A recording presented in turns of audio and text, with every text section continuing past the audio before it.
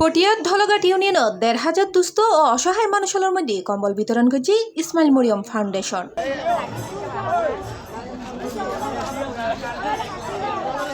উক্ত ফাউন্ডেশনের চেয়ারম্যান তরুণ সমাজসেবক শফিউল আলম বাদশার সার্বিক ব্যবস্থাপনায় এই কার্যক্রম পরিচালিত হয়।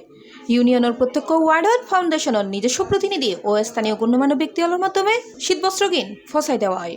কম্বল দে, চোল দে, ডাল দে, এনে দে, আর ভুত্তক রোজাত হাত দে, ইস্তারি দে, ব্যাগ এনে দে। বাসা মানুষ বালা, মানুষ আড়ালে কোনো জ্ঞানী দোয়া করি আবার কীর্তি চাই জ্বালাই তার দেয় মতো। জানুয়ারির ১২ তারিখ সোমবার ফজরত এই কর্মসূচি আনুষ্ঠানিক উদ্বোধন করে ফাউন্ডেশনের চেয়ারম্যান শফিউল আলম বাদশার বাপ মোহাম্মদ ইসমাইল হোসেন।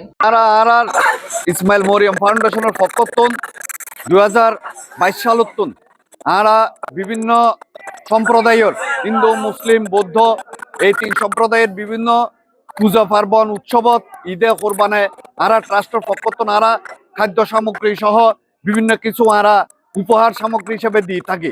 আমরা আরা ঈদুদ মির্জি প্রায় ১,৫০০ পরিবারের ১১০০ টাকা করে খাদ্য সামগ্রী ১১০০-১২০০ এবং দুর্গা পূজার মধ্যে আরা প্রায় তাও একই পরিমাণ প্রায় ১,৫০০ ফ্যামিলিরা আরা খাদ্য সামগ্র আরা দিয়ে থাকি।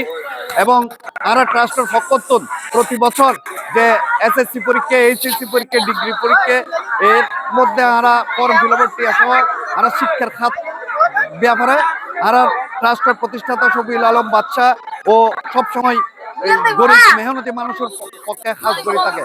তার ধারাবাহিকতায় আরা দিয়ে প্রায় ১,৫০০ পরিবারের মাঝে এই শীতবস্ত্র বিতরণ করিবার আজকের অনুষ্ঠান।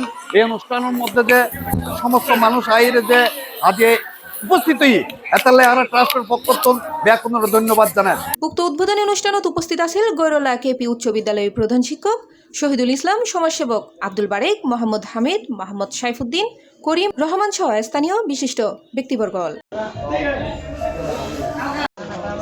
C plus TV, Chittagong.